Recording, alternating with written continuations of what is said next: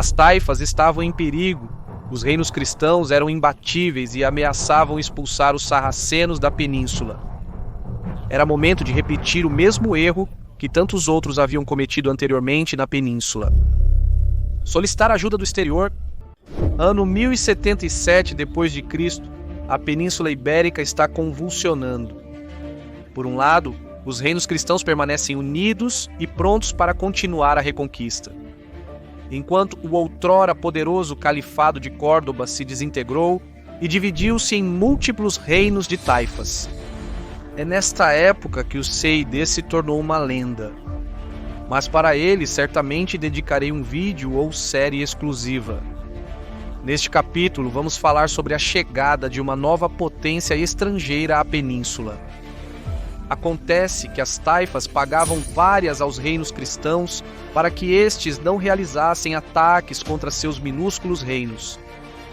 Mas claro, essas parias são uma humilhação e, acima de tudo, um gasto muito importante. Então as taifas decidiram se rebelar. Elas tinham poder para enfrentar sozinhas os cristãos?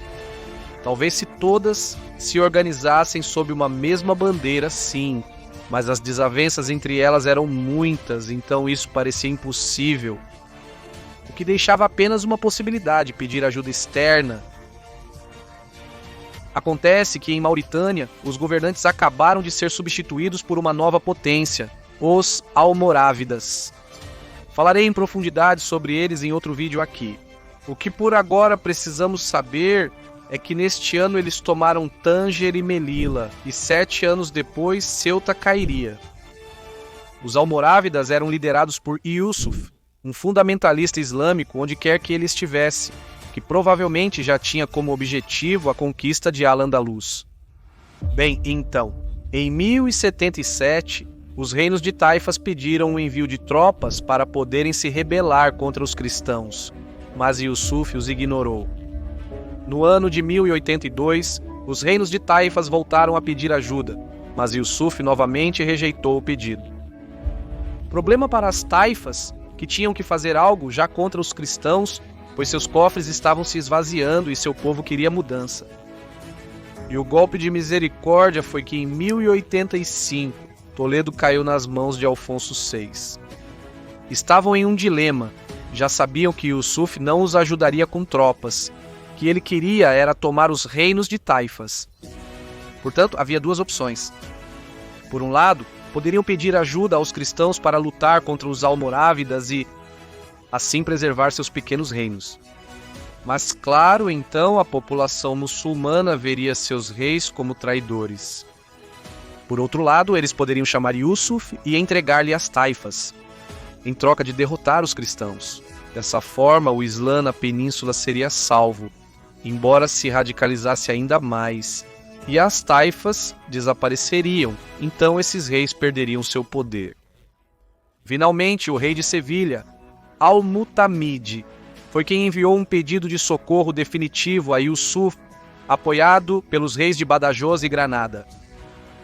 Os 3 reis marcharam pessoalmente com o pedido e se encontraram com Yusuf. Após uma negociação, no dia 30 de junho do ano 1086, 70.000 almorávidas desembarcaram em Algeciras, e esses homens não vieram para trazer paz nem para negociar. Um exército dessas magnitudes só se mobiliza e desembarca na península para um tudo ou nada, para uma guerra sem quartel, com o objetivo de esmagar os reinos cristãos. Após desembarcarem, imediatamente juntaram-se a eles as tropas das taifas de Sevilha, Málaga, Granada e Almeria. Agora era um exército incrível, um exército imparável que arrasaria qualquer resistência que os cristãos apresentassem.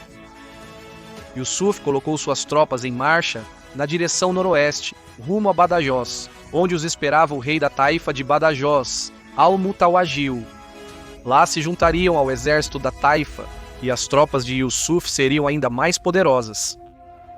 Não se via um exército dessas dimensões na península há muito tempo. Portanto, a notícia se espalhou como pólvora. E logo chegou aos ouvidos de Alfonso VI, rei de Leão, que estava sitiando Zaragoza.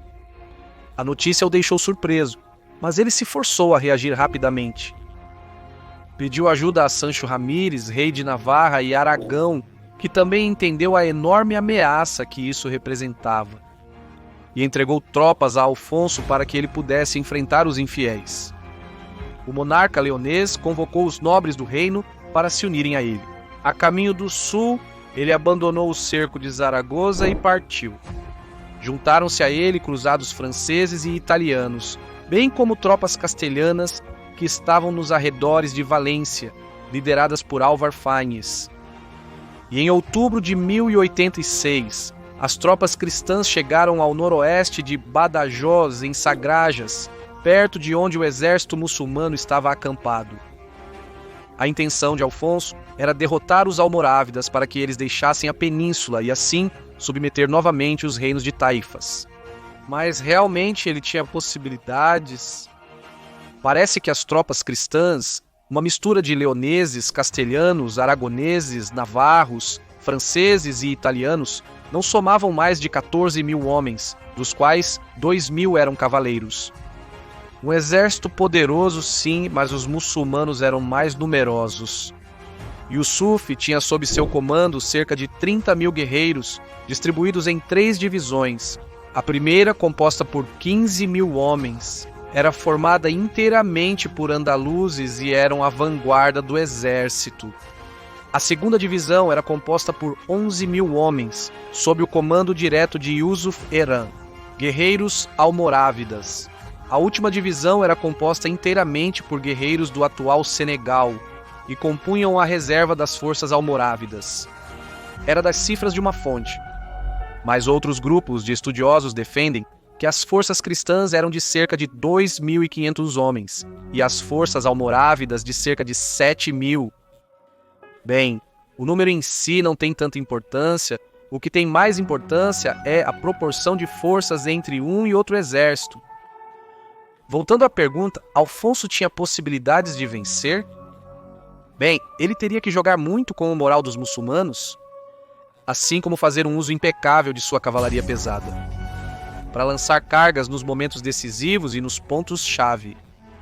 Deveria agir com precisão cirúrgica para vencer a batalha. De fato, antes da batalha, Yusuf enviou uma oferta de paz para Alfonso com 3 opções. Se Alfonso e, claro, o Reino de Leão se convertessem ao Islã, não haveria necessidade de batalha e ambos assinariam a paz. A segunda opção era se render e pagar tributos a Yusuf como punição ou como reparação de guerra. A última opção era lutar e Alfonso decidiu lutar. Vou dar minha opinião pessoal. É verdade que os olhos cristãos da península e talvez de parte da cristandade europeia estavam sobre ele naquele momento.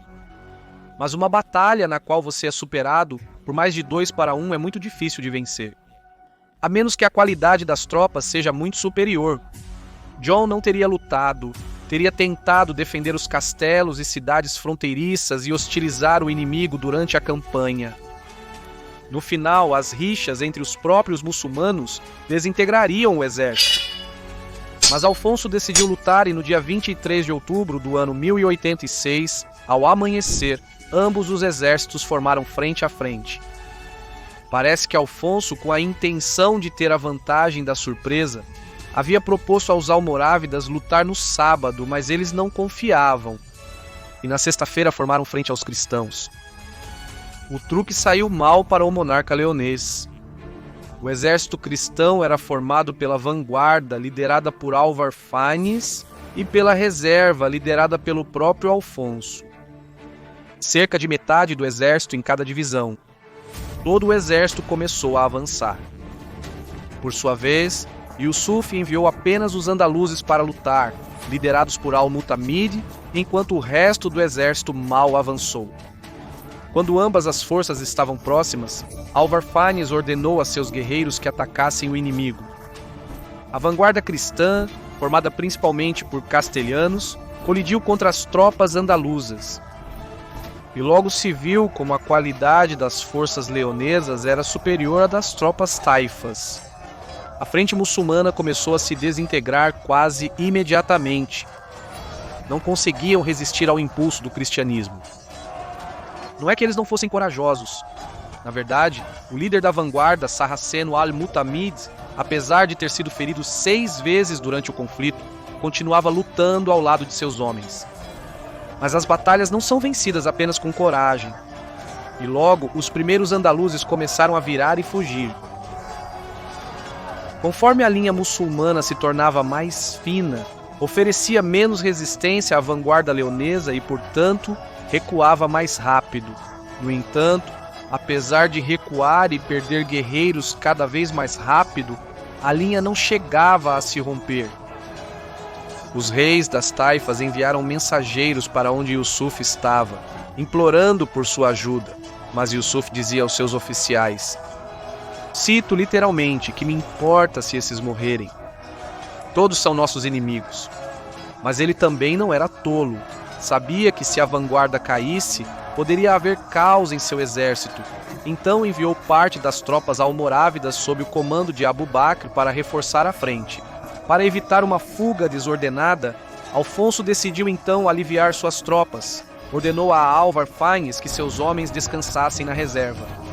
E o próprio monarca avançou com as tropas sob seu comando para continuar pressionando a frente muçulmana, agora reforçada pelas tropas de Abu Bakr.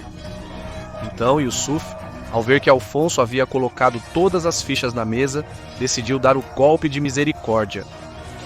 Pegou as tropas almorávidas restantes que trouxe consigo, que nos lembremos, era a 2ª divisão do exército. Ele a dividiu em 2 e ordenou que cercassem a frente de batalha. Ele mesmo liderava o flanco direito. Sua intenção era cercar o exército cristão e massacrá-los sem contemplações, para assim dar uma lição aos reinos cristãos e ensinar-lhes que agora era ele quem tinha o poder. Claro, quando Álvar Fáñez viu que pelas extremidades da frente começavam a aparecer tropas inimigas, mal teve tempo para reagir. Ordenou aos seus homens, que já estavam cansados da luta, formar uma meia-lua de costas para as tropas de Alfonso. Para evitar que a frente cristã fosse atacada pela retaguarda, todos os planos cristãos foram por água abaixo em questão de minutos. O que parecia que seria uma vitória se transformou em uma armadilha que ameaçava aniquilar todo o seu exército. Estava claro que o moral leonês não iria durar muito tempo, então ele ordenou uma retirada organizada. Fáñez, de um lado, e Alfonso, de outro, tentavam manter o exército coeso, enquanto recuavam muito lentamente em direção ao acampamento. Sobreviveriam apenas se permanecessem unidos, se o pânico não se espalhasse. Então Yusuf deu o golpe final, enviou a reserva de senegaleses para atacar o fronte cristão. Lembremos que eram tropas frescas e que, pela sua aparência física, assustariam as tropas de Alfonso, que já estavam bastante abaladas moralmente. O ataque foi devastador, a frente leonesa desmoronou, se desintegrou, de forma que as tropas almorávidas entraram no interior do perímetro defensivo cristão. Uma vez que isso ocorre, quase 100% das vezes se transforma em um massacre. E essa não foi uma exceção. Pela brecha, começaram a se infiltrar tropas sarracenas que atacavam os cristãos pelas costas, que tentavam manter o perímetro defensivo. O próprio Alfonso foi obrigado a combater espada em punho contra os senegaleses, lutando por sua própria vida. De fato, ele recebeu uma lança na coxa que colocou sua vida em risco. A situação era irremediável. Ele ordenou uma retirada total. Salve-se quem puder. Ele mesmo saqueou sua montaria e teve que cavalgar quase 100 quilômetros ferido até chegar a Coria, onde pôde curar suas feridas. Dos 2.000 cavaleiros, apenas 100 sobreviveram, enquanto do total do exército, apenas 7.000 homens saíram com vida. Estamos falando que mais da metade do exército leonês foi aniquilado em uma única batalha ao longo de um único dia. Os almorávidas, vitoriosos no campo de batalha, cortaram as cabeças dos cristãos mortos e dos prisioneiros que haviam feito. Fizeram montanhas com elas, e sobre estas, os almoecines chamaram para a oração e cantaram as glórias de Alá e seu profeta Maomé. embora seja tão macabro que possa parecer falso, é algo real. A vitória muçulmana havia sido esmagadora, mas, por sorte para os cristãos, Yusuf não conseguiu avançar para o norte e conquistar território lonês. Acontece que seu herdeiro havia morrido e, portanto, ele precisava voltar para a África para poder colocar seus domínios em ordem antes que seu poder fosse questionado. No final, os almorávidas haviam chegado como uma onda, e como uma onda se retiravam, mas se retiravam por agora, pois voltariam. Os reinos cristãos agora se encontravam em uma situação complicada após o desastre de Sagrajas. Mas, já que os reinos de taifas por si só não podiam lançar campanhas de conquista e os almorávidas não estavam para ajudá-los, em nível territorial, nada mudou, mas em nível político, sim. Praticamente todos os taifas, ao longo dos próximos anos, seriam substituídos pelo Império Almorávida.